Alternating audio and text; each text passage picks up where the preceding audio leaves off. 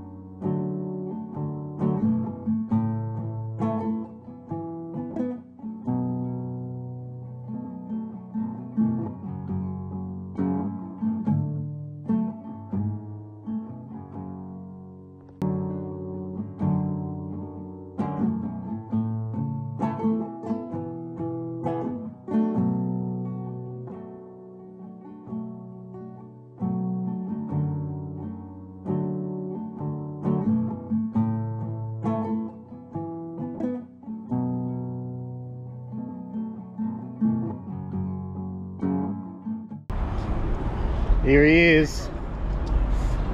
Welcome to Australia, mate. Back again. Back again. Like what, 4 months? Yeah, it's been a while. You're looking rough and ready. Rough and ready, mate. To rock. Absolutely. We got a big couple of weeks ahead of us. So, William, welcome, mate. Hello. I've got you a little present for the trip. A little unique guitar or 3-string little thing. It's got like a little portable amp. That's pretty cool, I'll tell you. Might need a tune. It's been rattling around. Yeah, we'll have to figure that all out. So, mate, what we're going to do now is we're actually heading straight up to Hawk's Nest. I'm excited to get out in the field and start doing some more. I've been in Maine searching for Alex Jackson. Excellent. For the last couple of days, for 2 days, and so I'm kind of in the zone with it. I'm ready to rock. Like, excellent. You know, the hardest part about doing this is getting there. Yeah, and look, we've still got to get through Sydney. Peak hour traffic in Sydney. I don't think that's going to be much fun, but yeah, it'll be all right. We'll get through and we'll head north and we'll start looking for Allan Bentley. Take up the search where we left off last time. Yeah, I think, you know, are we going to start in Hawk's Nest? Or are we going to work our way from Hexham, and are we going to work our way south? What we're going to do is we're going to go set up our site. Yeah. Book into that, make sure we're set, see how you're feeling, because you've just travelled how many hours? I'm good. I slept. How many hours did you travel? 24. 24 hours to get to Australia, mate. 24 hours straight. Yeah, that's pretty brutal. I literally, I didn't even have a layover. I was into the next plane, right out again. Nice. Righto, brother. Well, we're going to punch it into the sat-nav and we're going to head out. Let's get it done. Let's get it done. So we're coming into Tea Gardens and Hawk's Nest. Well, g'day, Bill. Thank you very much for coming back to Australia. We just picked you up from the airport and we have shot up to Tea Gardens and to Hawk's Nest. Now, what we're going to be doing the next couple of days is we're going to actually pick up our search for Allan Bentley. Allan Bentley. So once we get settled, we're going to start searching the area up to Mile Lakes and down to Hexham. So we've got 4 to 5 days where we're just going to focus on this case so that we can try and finally get some answers for his family and his friends, because he was a really well-liked guy in the community. Everyone liked him. He worked, you know, all over the region too. So he was in, you know, in everyone's yard. You know, whether it be working on, you know, wood or doing fences or poisoning, you know, the weeds that were at the fences. He was doing a lot of odd jobs for everybody, and on top of that, he was catering, which was flowers. He was doing the orchids. That's right. And so, you know, as we learned in the last episode, or in the last time that I was here, we learned that Allan left Jack's house with a load of wood, with his new chainsaw, and Allan talked with Jack about the fact that he should sell the wood, not give it away, and that he should use the wood, and that it was his to do whatever he wanted to do with it, but he needed to make some money to pay for the chainsaw. Yeah. And so when he came out of Pindimar Road, which is just down the street here, he actually took a left-hand turn because his friend Malcolm, which is Jack's buddy also, said he saw the catering van take the left-hand turn, didn't know if Allan was behind the wheel because he was on the other side of the, as he made the turn, he didn't see the face of the individual in the car, but he recognized the van, knew it was Allan's, and he definitely took a left-hand turn as Malcolm took his right-hand turn in. So that being said, he could have gone out to the highway and taken a right. He could have gone to that parking area and pond that's on the left off of Mayall, or he could have gone up to Watering Hole, because he was never caught on CCTV camera going down towards the Hunter River over the M1. Yeah.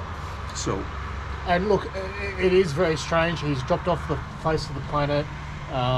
He was very keen lawn bowler.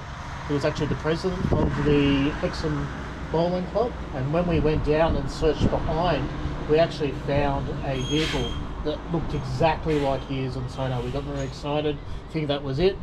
We damaged our boat, but then we went back and dove on it, found it was not even that car, it was a Kia. Yeah. So we still would like to spend a bit more time searching around there. There's a lot of cars there. There's a lot of cars there, and we're kind of relying on the shape to justify whether we dive in them or not, because it is dangerous conditions. And that car, that truck is actually a combo van, which has a very large fiberglass back, or metal. No, it's a metal. It's a metal back end. I actually saw one the other day, okay, and I went, "Oh, Holden Combo van." Yeah, so that's a metal roof. Yeah, it forced me to go buy the Holden sweatshirt when I was in the U.S. I had it shipped to me. So, this is a van that's going to show up very well on sonar, because it has this bulbous kind of back end that very drops distinct. Very distinctive. So, our goal is to try to locate him and bring him home, and what we also learned is he was going for the championship that weekend, and that's hard to think that the guy was going for the championship had things to do. He had already made plans for stuff, but we also learned that his mother passed away at the same age of at that time at her own accord. Yeah. So, and we know that Allan did like to drink, and we know that he used to brew his own drink. So he didn't have much money. He didn't have any money, but he was doing the best he could, helping out locals. Yeah, and he was he had just gone through a divorce, and so he was living with a family down the street off of Pindimar Road, and that in itself, he was living in a cabin behind their building, and he worked at Jack's house. Jack would go to the U.S., to Arizona, and take his RV around Arizona. He would rent an RV and drive Arizona and California in the region of that West Coast. And when he did that, Jack would have Allan watch the house and watch the dogs. And watch the dogs, yeah, that's right. We met those dogs last time, though. Yeah, so the story is one where the community would like to find him and bring him home, and whatever we can do this week, we're gonna do. And I'm just glad and honored to be here to once again help you to hopefully bring another person home. And look, when we talk about these cases, we're not speculating as such. What we're trying to do is put our minds into where the missing person was. We look deeply into the life circle, and you've seen the drawings that Bill's done, seen of where they lived, where they went, all that kind of stuff. So we use that information and we try to narrow down, and we have to look at all different kind of scenarios, self-harm, or if it's accident, or because all those kind of things make a big difference when you're actually driving down the road and searching. So we want to refine our areas. So this then brings us to where you guys help us. So we really do appreciate everything that you do. You comment, you watch our videos. They don't cost anything to you. Those who donate, it's really appreciated.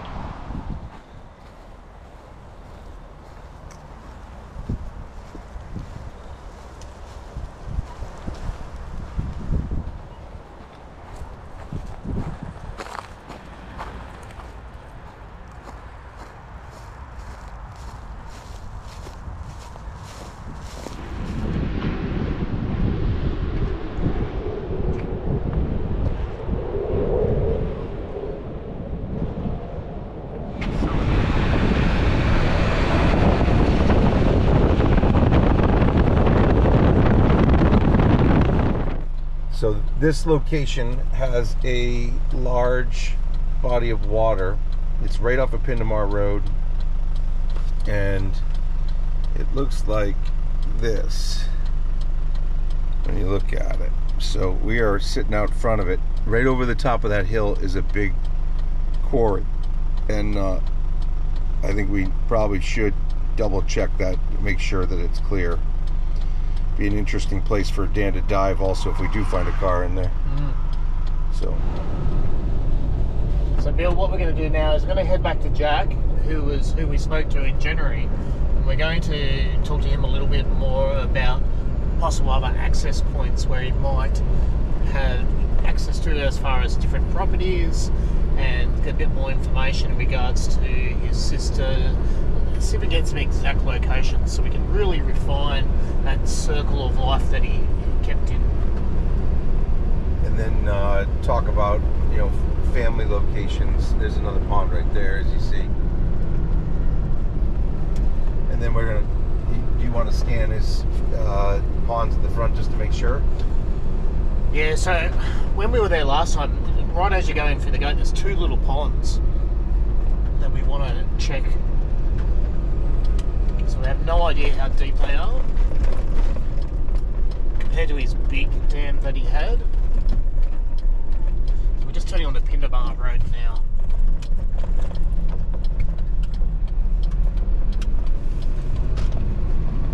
So this is the road, Pindimar Road, that he came out of on the day.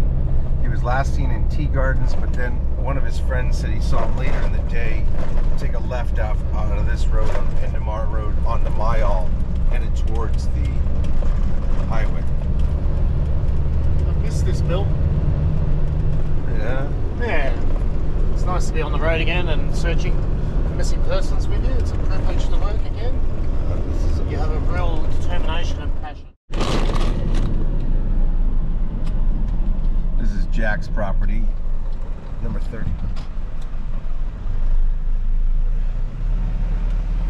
Beautiful place that Jack has. These 2 ponds right out front. And then he's got the I don't think they're deep, but I think they're deep, and we have to check them.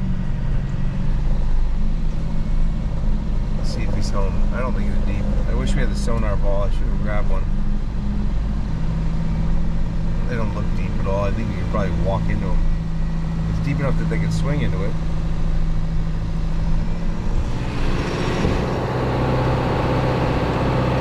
They look deep.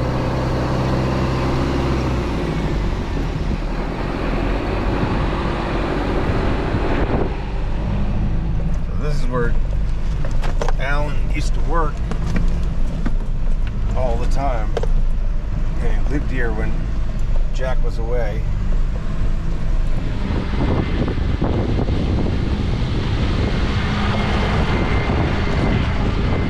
So when we take our first left out of Jack's house, Yep. and we take a left, we can actually come around on Pindimar, but we can end up right in Buladelah, and Buladelah ends up in the Buladelah Reserve, and then in the Buladelah Creek. Yep. And it's good size, but also right up Buladelah is a bay, and there's a boat ramp at that bay right there in the distance. It's the closest location. So we can go, in theory, from that bay into the creek and follow the river creek up. All the way up, and then go to Station Creek, and then we can't do those other 2 ponds, but you know, if those are private property, they're private property, so he wouldn't be in there. But we can at least do the creek all the way up, and then go up Station Creek too, just to make sure. We're about to get into our first body of water and see what we can find. But it's literally a downhill directly into it, which is a standard move. Is downhill, downward kind of spiral, and I'm going downhill to it, and it's right down the street from the house. It's Pindimar straight down, all the way right to the boat ramp, and in the distance there is the bay. So if he decided that was the day, or he decided to just go down there to take a deep breath, and he had too much weight in the truck, it could be a definite possibility that he'd be right here. So we're going to clear that first. We're going to try to clear everything in the 5-mile radius around his house, and then we'll move from that 5-mile radius down to a, further out, just in case he went to the watering holes.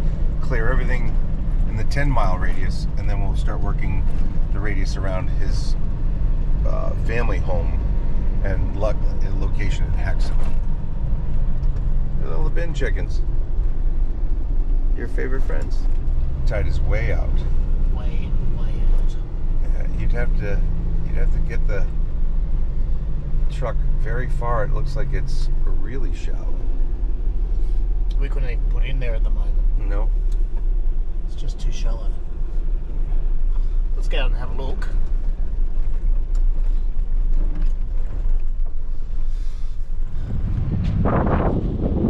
It's shallow. You can see the dirt and sand and the water all the way up. You'd have to go out a long, long way.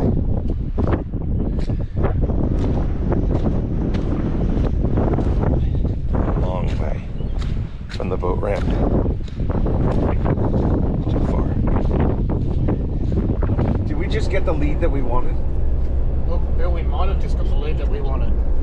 Like, there was a lot of good information. It helped us really pinpoint down an area that ticks all the boxes. So if nothing else, it'll at least clear that area so we know that he's not in that area, because it's a real good lead. And we're following Kent, and Kent knows the Bentley family. He knows the niece, and he knows the uncle or the brother of Allan.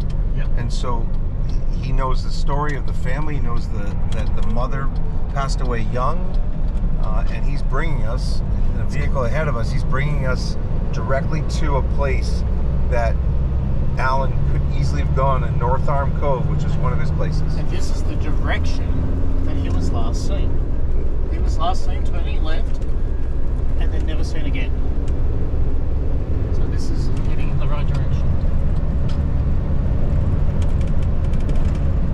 We will have to be very careful with scanning, because it is only a little creek, and if there's lots of trees been washed in there, it will be hard to see if it's been buried. It's not going to be hard to see. It's a monster. That back end is not going to be hard to see.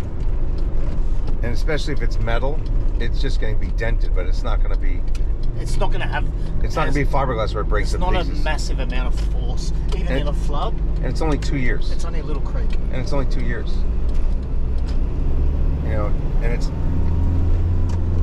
it's stopped by salt water. When the salt water stops, it stops. But there is salt water in But there. even if it was 2 years, like the dual cab ute that I pulled out of the Chipping Norton Lake, been in there for like 12 years, and that was salt water.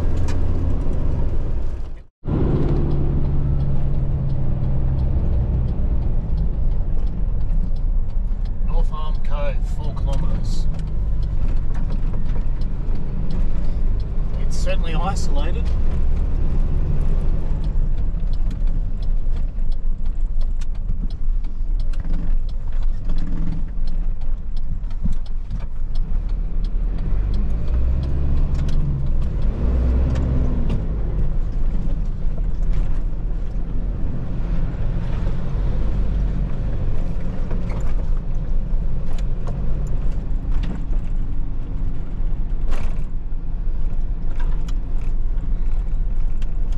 Going long.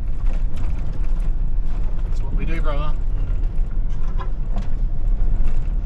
He knows the place, it's secluded, he's comfortable here. He's been here since he was 14 or earlier.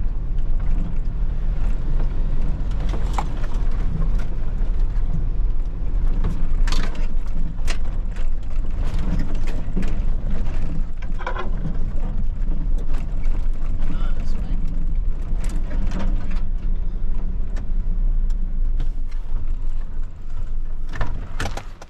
Hard to be disappointed, you know. It just, I'll tell you though, it's deeper than you think. Yeah, I know. But I mean, Because this tide's right out at the minute. No, I just look. Remember, if you said to me, "How many years since you stood here?" but It if could you be drive, 20 or more. but how much? How deep does it get over there? I can't tell how deep that is. We certainly need to put the kayak in and scan it.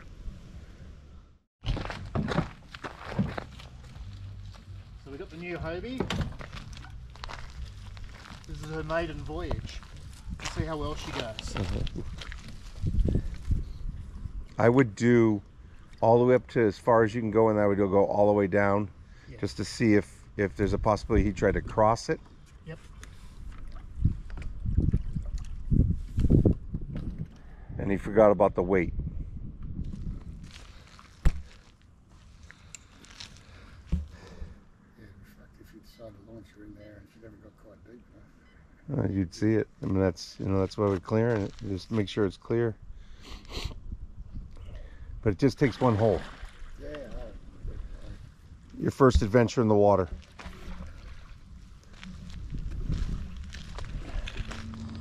So a meter deep here. What I'm going to do is keep on heading down just in case, because I have had floods here, in case a vehicle could have been washed down into a deep hole or something.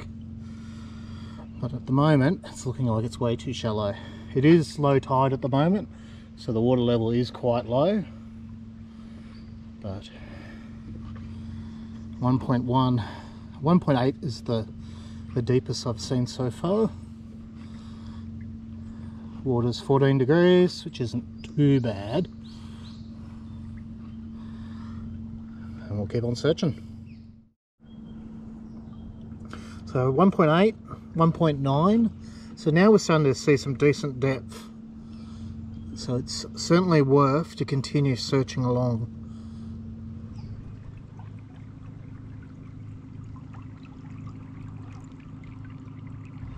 Well, we've probably gone down about 1 kilometre down the creek, and unfortunately we're coming up to where it looks like it's going to be blocked off.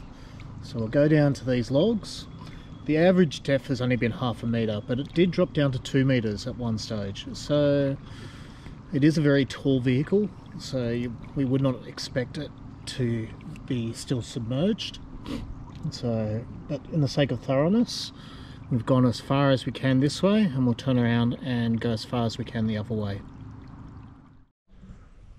It's a little bit deeper over on this side on the bend and the turn. The height of the bank is higher. It could be in here, outgoing tide, and bring it down a little bit, float a little bit, and then go in.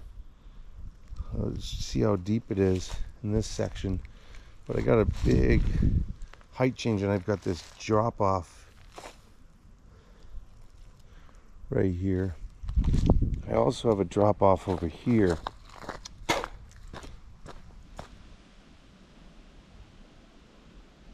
We're sitting at about 1.6 at the moment. Got down to 2 metres at one stage, I saw. But it's nice and clear. So the black part there is the water column. That's that way, so it's like not very far, a couple of metres either side. So there's nothing at all except mud. So I'm really happy that we've cleared that side of the creek. We'll get back up to Bill and Kent, and we will see how far upstream we can get.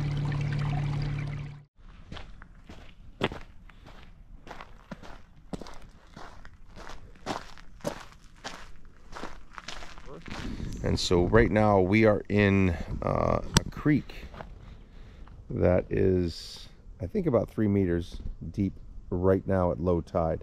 And as you can see, the tide is coming in. You see that, you look at that leaf right there in the middle, it is going that way, which is in. We just got here at the lull in the tide, at the bottom of the tide, or at the end of the tide, going out, and now it is just flipped, and it is actually coming back in.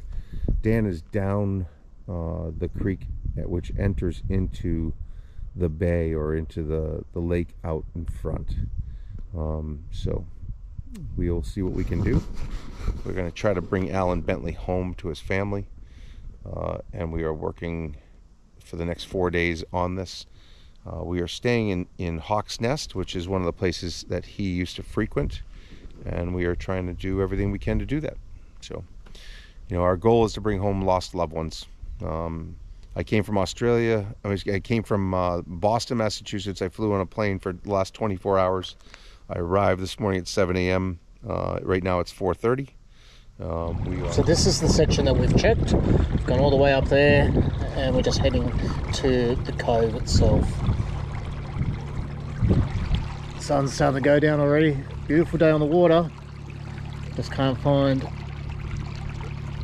young Allan.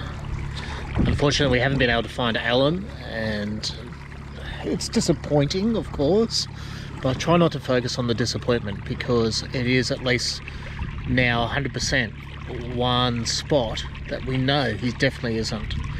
So, as disappointing as it is, it's also a really good thing to be able to say, hand on our heart, he's not in this creek. There's some really good information, local knowledge, a fellow who had met Allan and knew his family and gave us some really good local knowledge. And local knowledge is really, really important. So if you are a local and you can think of some areas that we might miss, and you think, oh, that's got a really deep swimming hole, or that's a really good spot, or that's really out of the way, reach out to us, leave a comment, and we'll keep on searching in the meantime.